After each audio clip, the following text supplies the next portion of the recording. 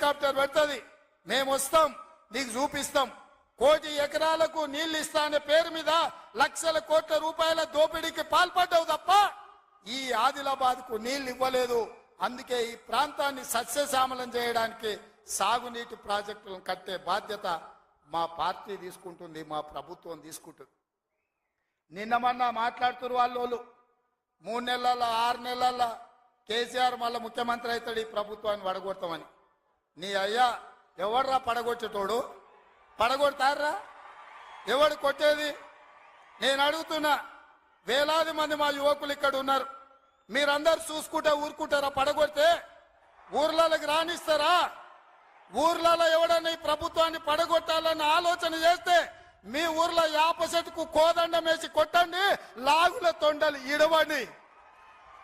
ఇది ప్రజలు ఎన్నుకున్న ప్రభుత్వం, ప్రజలు ఆశీర్వదించిన ప్రభుత్వం, ప్రజల కోసం పనిచేస్తున్న ప్రభుత్వం. ఇది ప్రజా ప్రభుత్వం.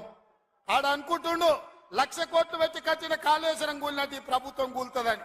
నీ అయ్యా నువ్వు దోపిడీకి పాల్పడ్డావు కాబట్టి ఆ కాళేశ్వరం గాలి వస్తే కొట్టుకుపోయింది. ఈ ప్రభుత్వం గాలి కాదు కదా, నీ ఖాందాన్ మొత్తం వచ్చినా బోర్ల బొక్కలు పండబెట్టి తొక్కుతాం. ఎవడని ప్రభుత్వం పడుతుందనో 6 నెలలకో 3 నెలలకో కేసీఆర్ ముఖ్యమంత్రి అవుతాడని చెప్పిండంటే మూతి పండ్లు రాలుతాయని నేను చెప్పదలుచుకున్నా. ఇంకా మన చూసిన నిత్యానంద స్వామి అని ఒక ఆయన ఉన్నాడు, తెలుసు కదా మీకు అందరికీ. ఆయన ఇక్కడక్కడైతే లాభం లేదని పోయి ఎన్నో దీవి కొనుక్కొని దానికి రాజు అని ప్రకటించుకున్నాడు.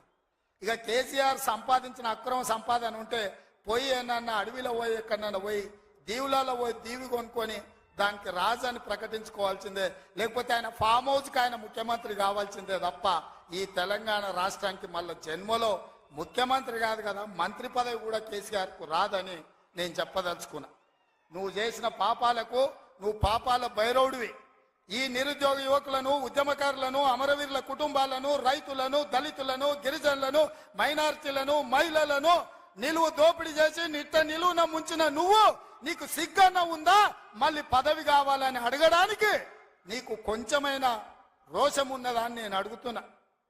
ఆయన మాట్లాడుతున్నాడు 6 నుంచి 8 పార్లమెంట్లు వస్తాయి. ఏంటికొస్తే మళ్ళీ